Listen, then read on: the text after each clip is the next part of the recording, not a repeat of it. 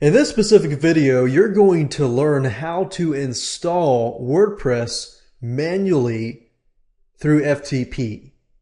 Now, before we get started, there's several things that you're going to need. And number one, you're going to need to download WordPress. Number two, you're going to need your web hosting FTP username and password. And of course, you're going to need an FTP program. So I'm going to show you how to get an FTP program. I would actually recommend that you download a program called FileZilla. It's free. You don't have to pay anything for it. And if you go to FileZilla, click on Client Download. FileZilla is compatible with Windows, Macintosh, and Linux. And as you can see, just go ahead and download, install it, and open it up.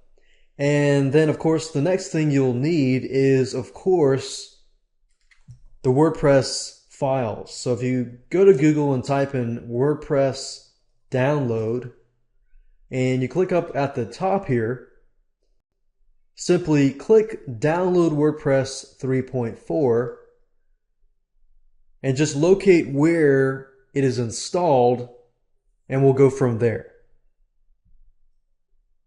Okay, so this is the file right here. What I want you to do is extract it or unzip it. So we're going to unzip it into a folder,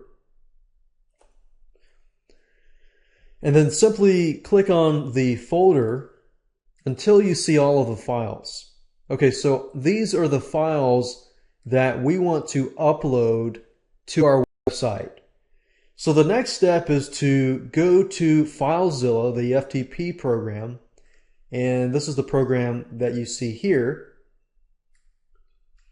And what you need to do is at the top, using your FTP username and password, go to the host section here, type in FTP dot whatever your domain.com, .net, whatever, and then enter your username and your password. And what I like about FileZilla is that once you connect once, it'll store a list of your history. So if you want to connect to it later on, you can actually do that. Okay, so right now, what I need to do is I need to go to the public underscore HTML. Now, some of you will have a main folder called HTTP docs. And for some of you, it might be different. So go to your main folder. And if you want to install WordPress on yourdomain.com, then you're going to copy all of these files to that main folder. However, if you want to install WordPress in a subdirectory, then you'll need to create that directory in the main folder.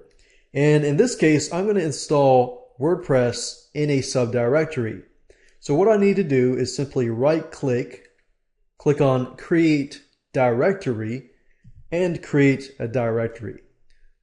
So let's say, for example, that I am creating a blog on t-shirts. So I'm going to call this Funny T-shirts 2, click on OK, and I'm going to open this folder. And what I want to do is simply highlight all of the files here, simply drag with my mouse from here to here. And as you can see, it is uploading over 900 files. Now, while this is uploading, I'm going to go ahead and go over to my browser, and I'm going to log in to my web hosting panel so that I can create a database and a database username and password. So we need these three items in order to finalize the WordPress installation. So whether you're using cPanel, whether you're using Plesk, or any type of web hosting panel, the key here is to create a MySQL database and a username and password. So in this case, I am using cPanel. So what I need to do with cPanel is to scroll down and find where it says MySQL database wizard. So like I said earlier, if you're using Plesk or any other type of web hosting panel, you should see something that says create MySQL databases. And if you don't, you can always contact your web hosting company. If I click on this here and I enter, let's say, funny t-shirts 2, click on next step, funny 2 will generate a password. Make sure that you save that password. Create user, and make sure that you save this information. And click on all privileges, click on next step, and there we go. So the only thing we need to do now is to, of course, make note, this is the database. And I'm actually copying this over to a notepad as I am speaking here, and the password. So make sure you copy this, and the password. Once we're done with this, we're almost done. Close this out, and I'm going to go back to FileZilla, and I see that all the files have been uploaded. Now what I need to do is I need to go back to my computer where the files are located and locate the wp-config-sample.php file. What I need to do is rename this to wp-config.php. Rename that. Next, right-click and open this file using Notepad.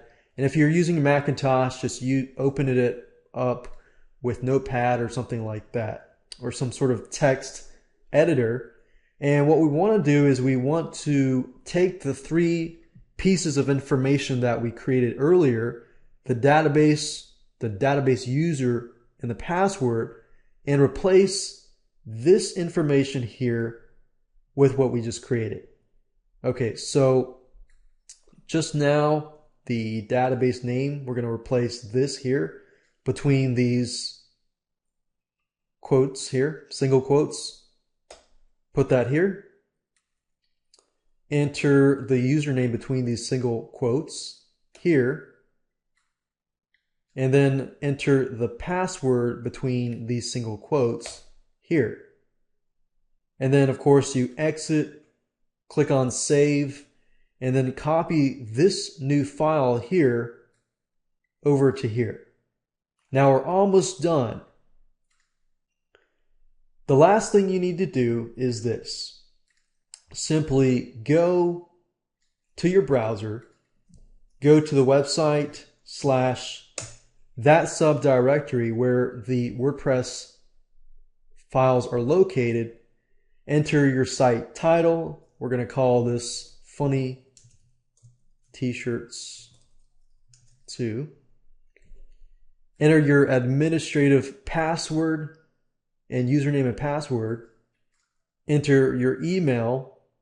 And what this means here is this: privacy. If this is checked, it will allow search engines to index this site. Now, what does that mean? That means that once you've installed this WordPress site, this here, WordPress's system is going to notify Google that your site is up. Now, I don't recommend doing this simply because if you do this, then, and your site is not updated, doesn't have content and stuff like that, Google's going to come to your site and say, hey, where's all the content? So what I'd rather do is uncheck this, and once I'm ready and the content is there, then I'll go into WordPress settings and uncheck or check this. So we click on Install WordPress, and it's done. So let's go ahead and log in. And congratulations, by installing it manually, you have installed WordPress 3.4 version.